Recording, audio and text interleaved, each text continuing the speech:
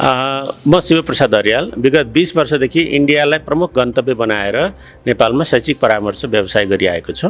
म योभन्दा अगाडिको कार्य समितिमा पनि इक्यानभित्र इन्डियन स्टडी इन इन्डिया अथवा भारत अध्ययनलाई चाहिँ एउटा परामर्शको डेस्टिनेसन बनाउनुपर्छ भनेर एजेन्डासहित अगाडि बढेको सानो मत अन्तरले म अघिल्लो पटक सफल हुन सकिनँ।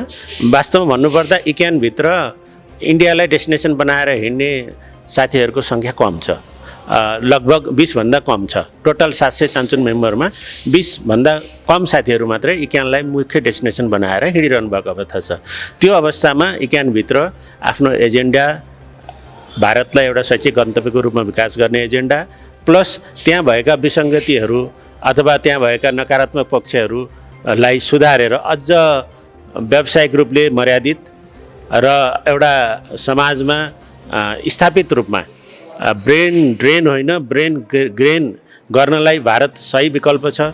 विश्वस्तरीय युनिभर्सिटीहरू times higher ranking, QS ranking लगायतका, साङ्घाई ऱ्याङ्किङ लगायतका विभिन्न इन्टरनेसनल ऱ्याङ्किङ एजेन्सीहरूबाट ऱ्याङ्किङ पाएका टप 1000, टप 2000, टप 500 ऱ्याङ्किङका युनिभर्सिटीहरू इन्डियामा विद्यमान छन्। त्यस्तो युनिभर्सिटीहरू similar destination UK, Australia, Canada आदिमा जाँदाखेरि लगभग 4 गुणा 5 गुणा महँगो पर्ने र इन्डियामा त्यसको 1/10 अथवा 1/4, 1/5 कस्टमा नै पढ्न पाउने अवस्था भएको हुनाले विश्वस्तरीय र गुणस्तरीय शिक्षा इन्डियामा सम्भव छ। त्यसको लागि धेरै चिजहरूको सुधार गर्नु जरुरी छ। मैले 20 वर्षदेखि यही क्षेत्रमा लागेर काम गरिरहेको छु। धेरै भित्रसम्म छिरेर काम गरेको छु। इन्डियाको लगभग 23वटा स्टेटमा मैले आफूले भ्रमण र विद्यार्थीहरूको भर्ना गरेको काम गरेको छु विगतमा।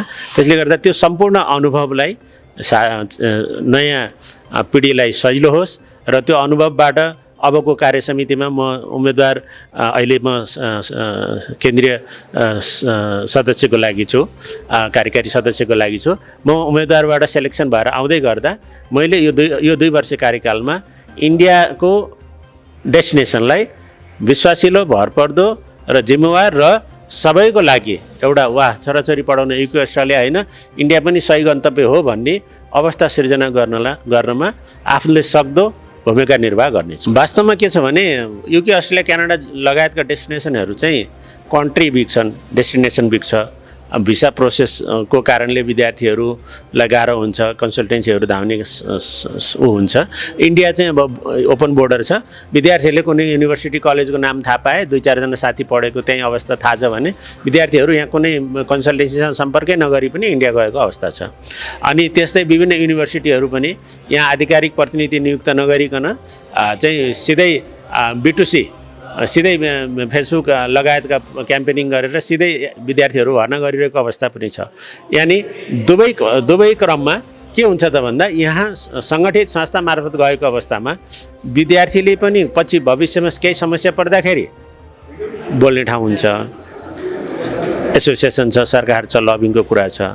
दोस्रो भनेको युनिभर्सिटीहरूले त्यसरी आफू खुसी काम गर्दै जाँदा यहाँ व्यवसाय गरेर बस्ने व्यवसायीहरू मारमा पर्ने र भोलि समस्या पर्दाखेरि युनिभर्सिटीलाई समाउने अथवा कारवाही गर्ने अवस्था नरहने। म आफै भुक्तभोगी छु। इन्डियाका 3वटा युनिभर्सिटीहरू र 2टा कलेजहरूले आजसम्म चाहिँ आफूले साइन गरेर एग्रिमेन्ट गरेर कार्यकारी पदका मान्छेहरूले एग्रिमेन्ट गरेर यो गर्छु भनेका चिजहरू पनि पुरा नगरेको अवस्था छ। अनि हामी व्यवसायीलाई त युनिभर्सिटी कलेजले त्यसरी घुमाइरहेका हुन्छन् भने जो आफू खुसी पढ्नको जाने विद्यार्थीहरू छ उनीहरू त झनै मारमा पर्ने अवस्था छ।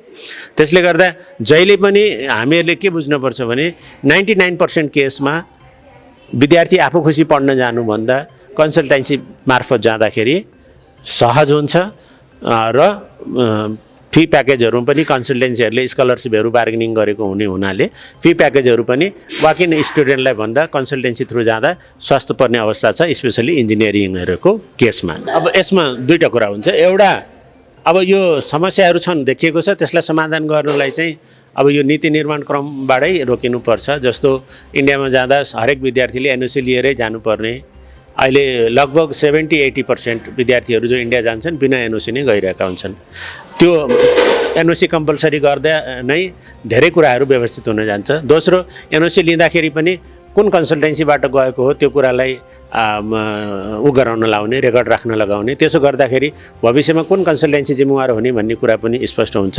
यसो गर्दाखेरि राज्य पनि एउटा सही तथ्याङ्क राज्यसँग पनि हुन्छ र कन्सल्टेन्सीहरू पनि आफ्नो व्यवसायमा बढी उत्तरदायी र जिम्मेवार हुन्छन्। त्यस्तै विद्यार्थीहरू पनि एउटा गार्जियन, कन्सल्टेन्सी भनेको गार्जियन हो, एउटा गार्जियनको आवश्यकता अथवा गार्जियन भएसँगै उनीहरूलाई के हुन्छ भने भोलि समस्या पर्दाखेरि एक्लै प्रशासनसँग अथवा एक्लै युनिभर्सिटीको उसँग चाहिँ विद्यार्थीहरू लड्न सक्दैनन्। त्यस्तो अवस्थामा कन्सल्टेन्सीको आवाज अलिकति स्ट्रङ हुन्छ।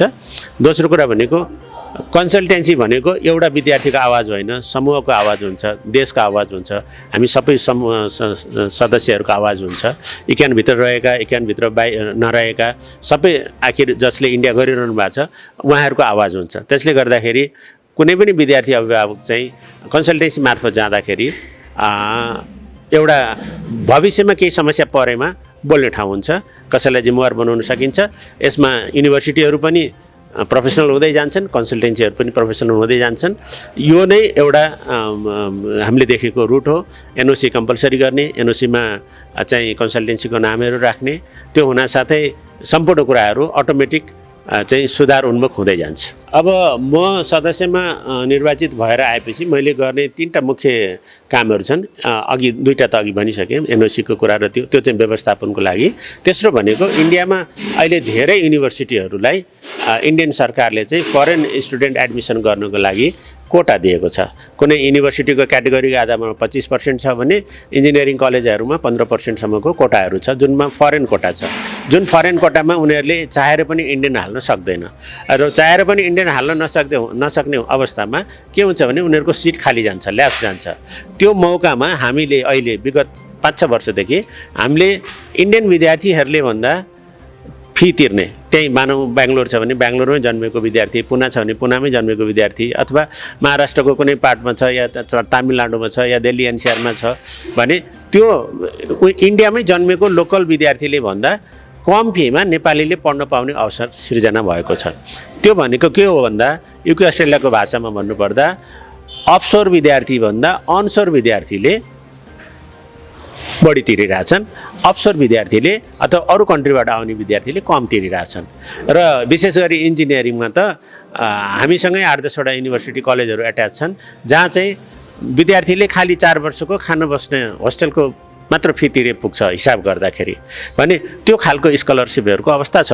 त्यो स्कलरसिपलाई अझ बढी पहुँचमा पुर्याउने, अझ धेरै मानिसहरूको बिचमा पुर्याउने, अझ धेरै सदस्यहरूको बिचमा त्यो अवसरहरूलाई पहुँच पुर्याउने र इक्यानलाई एउटा इक्यान इन्डोर्समेन्ट कलेजको अवधारणा ल्याएर विभिन्न युनिभर्सिटी कलेजको र इक्यानको पनि एउटा सहकार्यमा एउटा फन्ड बन्ने गरी इक्यान मार्फत विद्यार्थी जाँदाखेरि अथवा इक्यान रजिस्टर्ड कन्सल्टेन्सी मार्फत विद्यार्थीहरू जाँदाखेरि विद्यार्थीहरूलाई स्कलरसिप पाउने व्यवस्थाको लागि चाहिँ म लागि पर्नेछु।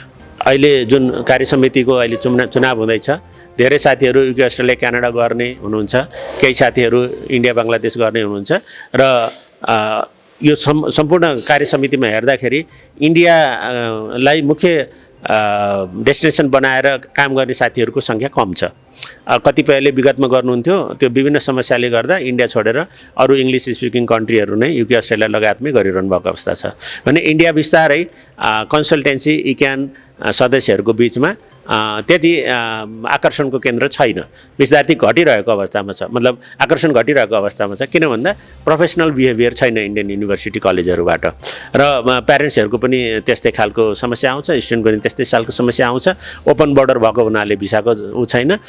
कन्सल्टेन्सीहरूले एउटा दिगो इन्डियालाई प्रमोसन गरेर एउटा दिगो भविष्य बन्ने अथवा रिफरल आउने खालको चाहिँ बाटोहरू कम देखेको कारण छ। त्यो कारणले गर्दा विगतमा इन्डिया गर्ने साथीहरू पनि अहिले इन्डिया छोडेर अरू डेस्टिनेसनमा लागिरहेको अवस्था देखिरहेको छु। त्यसले गर्दा अब म यो चुनावमा चाहिँ विजय भएर अगाडि आउँदै गरेको अवस्थामा अबको कार्यसमितिले हामी के गर्छौँ भने यो कार्यसमितिमा लगभग 4-5 जना साथीहरू छौँ जसले चाहिँ पहिला इन्डिया गर्नुहुन्थ्यो, इन्डियाको कुरा थाहा छ उहाँहरूलाई। त्यो हिसाबले मैले इन्डियालाई अब इन्डिया विभाग हुन्छ अथवा के हुन्छ, अब कार्य समितिले दिएको जिम्मेवारी अनुसार इन्डियाको लागि यो व्यवस्थित गर्नलाई आफ्नो अनुभव, योग्यता र सिकाइको चाहिँ सदुपयोग गर्दै व्यवस्थित गर्ने काममा म लागि पर्नेछु डे 1 देखि नै। र अब इक्यानको अर्को एजिएम र अर्को चुनावको समयसम्म इन्डियामा काम गर्ने साथीहरूले केही फरक पक्कै महसुस गर्नुहुनेछ। धेरैभन्दा धेरै स्कलरसिपको अवसरहरू आउनेछ भने जति विगतमा फटाइ गरेका युनिभर्सिटी कलेजहरू पनि सुध्रेर आउनेछन् भने नयाँ युनिभर्सिटी कलेजहरू नयाँ फ्रेमवर्क अनुसार आउँछन्, जसले गर्दा सबै सदस्य महानुभावहरूले इन्डियालाई पनि एउटा डेस्टिनेसनको रूपमा रोज्न सक्ने अवसर सृजना हुनेछ।